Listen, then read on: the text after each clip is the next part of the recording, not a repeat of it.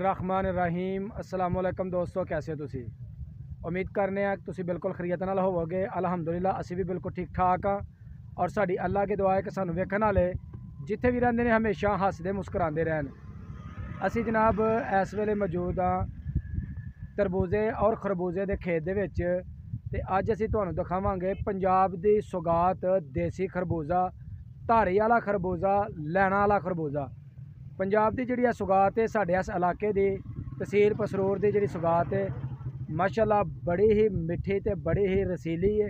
ते असी जनाब अज तुहानू करवाने सैर अपनी पैली दी। ते भाई हुणी सामने ला के बैठे ने खरबूजे रोड के उपर। ते माशाअल्लाह इन्हां दे खरबूजे जिहड़े ने वो हथों हथ जनाब विक जांदे ने। ते खरबूजे का रेट भी जिहड़ा ना वो बेहतरीन है महंगाई के लिहाज के नाल। ते आओ असी चलने हुण भाई हुणां दी तरफ ते तुहानू जनाब दिखाने खूबसूरत खरबूजा और पैली दे विच लगे ताज़े खरबूजे वो भी जनाब तुहानू दिखाने। ते आओ जनाब हुण चलिए इधर। ए जनाब तुहानू दिखा रहे हैं दुवाना तरबूज। ते देख सकते हो माशाअल्लाह ताज़े फ्रैश ए पैली दे विचों तोड़े ने ते इत्थे रखे ने जनाब बिल्कुल तवाना है।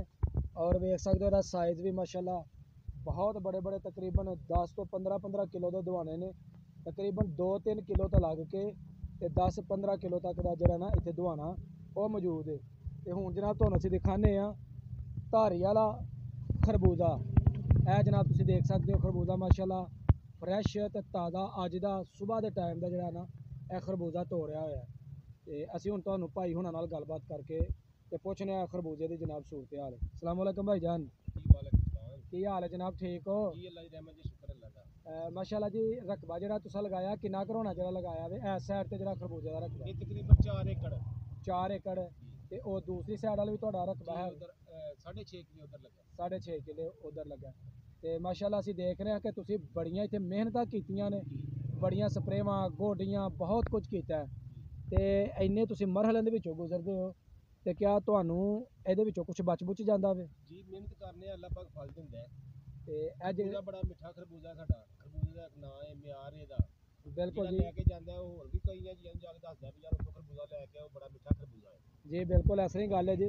असीं वेखने कि कल तुसां खरबूजे लगाए हैं तो खरबूजे जिहड़े हैं वो तकरीबन बहुत जल्द जिहड़े हैं तुहाडे सेल हो गए हैं। तो यह जनाब दुकान जिहड़ी है जिहड़ा बाड़ा वे पूरब अड्डे के उत्ते मौजूद है। तो जिस दोस्त नूं भी खरबूजियां की तलब है कि देसी खरबूजे सानू चाहिए ने तो वह इत्थों आके तो लै सकदा वे। मंडी दे विच खरबूजे देसी जिहड़े ना बहुत मुश्किल नाल पहुँचते हैं क्योंकि डिमांड जिहड़ी है ना इस खरबूजे की बहुत ज़्यादा होंदी है। तो इत्थे जिहड़े खरबूजे ने विक वुक जाते हैं। तो असीं जनाब हुण तुहानू लैके चलने खेत की तरफ जिथे खरबूजे लगे ने। ए जनाब असीं जा रहे हैं खेत की तरफ और तुहानू दस रहे हैं कि खेत जिहड़ा जनाब माशाअल्लाह कितना खूबसूरत है। मौसम ही अज जिहड़ा ना बड़ा ज़बरदस्त है, खूबसूरत मौसम है, हवा चल रही है, गर्मी की शिद्दत थोड़ी कम है। तो आओ जनाब हुण असीं इंटर होण गए खेत के अंदर। ए जनाब असीं इंटर हो चुके हैं।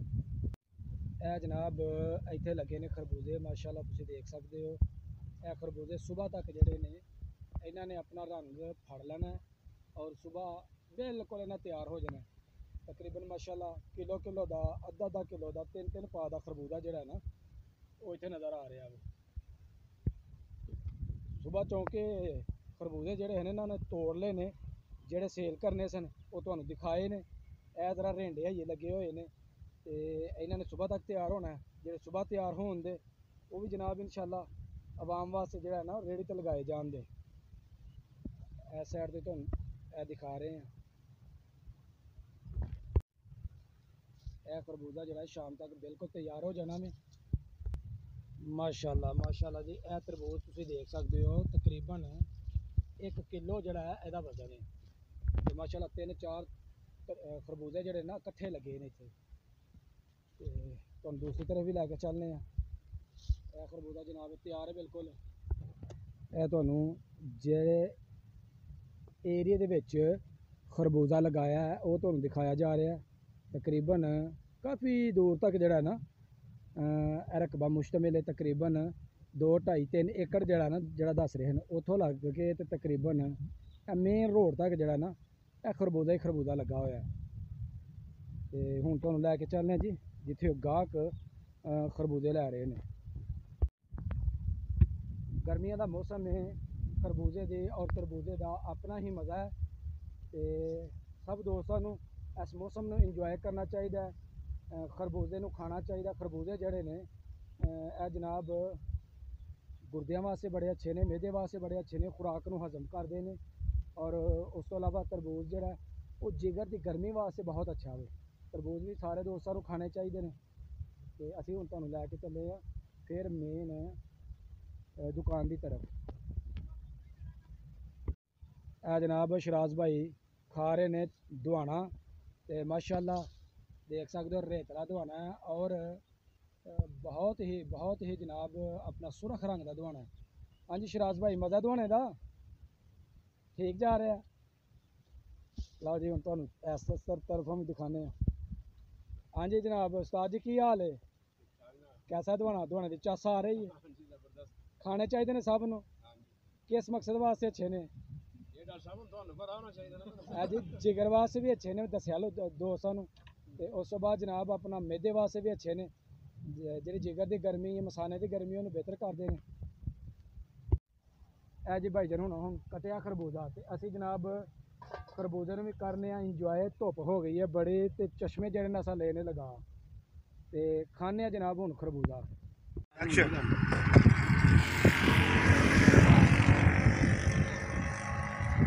मज़ा जनाब रेतला तरबूज है, ठंडा है तो मज़ेदार है। तो सारे दोस्तों को जनाब रोज़ाना तरबूज जो ना वो ताज़ा खाना चाहिए तो अपने इलाके के ताज़े खाने चाहिए। तो जी बढ़ो खाओ खाओ बढ़ो बढ़ो बढ़ो।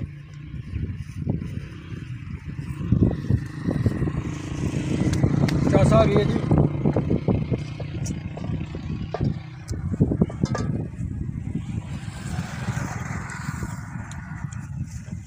राज भाई बाकी मज़ा है भाई। दुआने का बड़ा मज़ा है। दुआने तो अखीर ही चासी है जी। होया भी ठंडा। हाँ जरा जी ऐसे हट से कैमरा ले आयो।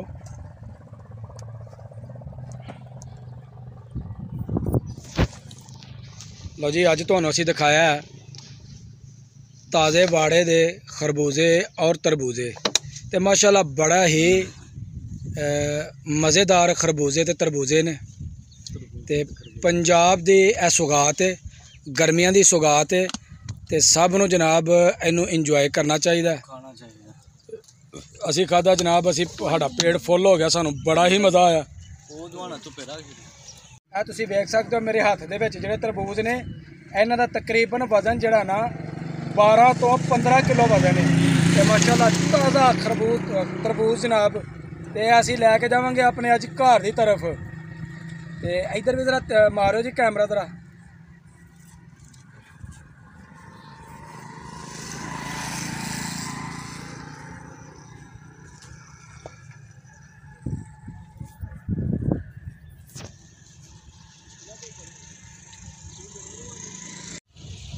दोस्तों साड़ी अज की वीडियो हो गई है मुकम्मल। अगर मेरी वीडियो लगे चंगी तो मेरी वीडियो ने एक लाइक कर देना। जेडे दोस्त मैनू नहीं देख रहे ने वो मेरे चैनल में जल्दी जल्दी सबसक्राइब कर दो। सबसक्राइब करने का कोई मुल नहीं।